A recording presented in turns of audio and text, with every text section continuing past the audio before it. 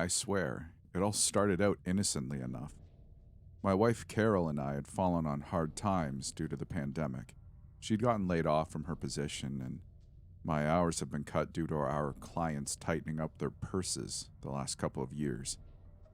We had a toddler, Marcia, and a cat to feed, as well as ourselves. It was eating up our savings. We didn't want to be out of home. We were terrified. And one night while we were sitting at home, she had, at least, I thought, jokingly talked about creating an OnlyFans. We toyed with the idea a bit, and eventually her face got more serious and she started talking numbers. I loved Carol. I trusted her. And honestly, we could use the money. We talked for a while longer about it and what our boundaries were on. We agreed that it wouldn't be anything outright lewd or erotic, and she suggested the idea of eating in front of a camera. Apparently it's a thing. Whatever, I guess. I agreed. It seemed harmless enough. It started out harmless. We set up a camera in our spare office facing the desk. Every other night, she would order takeout and eat in there while filming. She would post it wherever online. Things carried on normally like this for a couple of months. She'd order her own food, stuff herself in another room while we ate at the dining table. I'll admit the money was good. Good enough that it actually surpassed what she would have been making working a normal job. Carol bumped up to filming once a day. One day at lunch, and the other day at dinner. Of course, she gained some weight, but hell, I'm no prime example of vigorous health. As the weeks went on, she spent more and more time filming these eating videos. We paid off the remainders on our auto loan, we put down a good chunk on our mortgage, and we were able to start a college fund for Marcia. Our savings account was looking healthier than ever. Her health, however, wasn't looking too hot. She'd begun to lose breath quicker than usual. Eventually, she stopped coming on our family walks in the park. It wasn't a big deal. Just a couple of times a week, we would go to stretch our legs. After a while, she said she would prefer to stay home for the time being. At this point, I started to get a bit more concerned. No amount of money is worth throwing away her health, even if our insurance would cover whatever came up. I remember talking to her about it, that maybe she would slow down with their project and maybe even cut it off entirely. She was furious with me.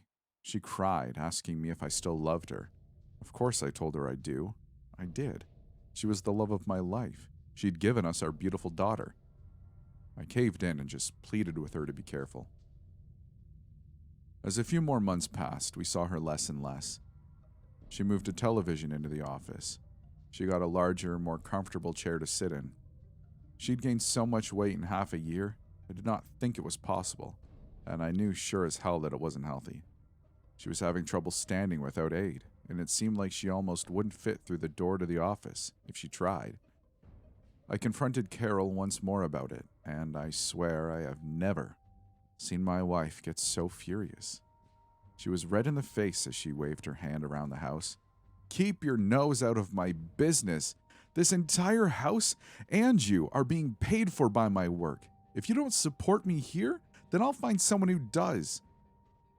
Our daughter had peeked in and began crying. It was horrible to see her like that. I couldn't argue with her. She did support us at this point. I began to take her meals into her at her demand. She would take the food and glare at me until I left the room again. Any further attempts I made at making her see sense was met with threats of divorce, of taking the kids, of destroying my life. I guess I justified myself in being part of this. At least the rest of us were comfortable. Money was not an issue to us anymore, and that particular nightmare is not one I ever want to revisit.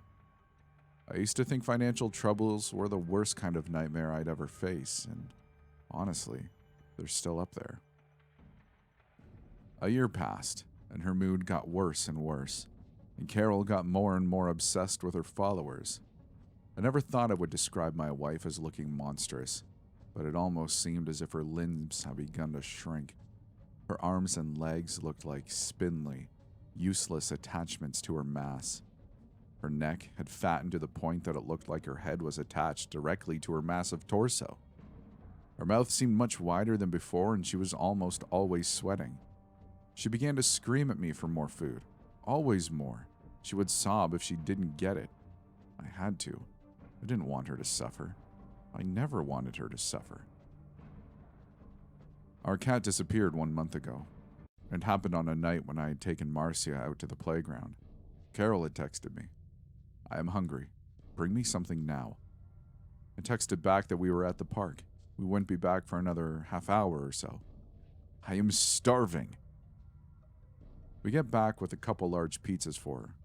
Our cat is a bit shy, so I didn't notice until much later in the day he was gone. God, I just assumed we'd left a window open or something. I swore I was crazy.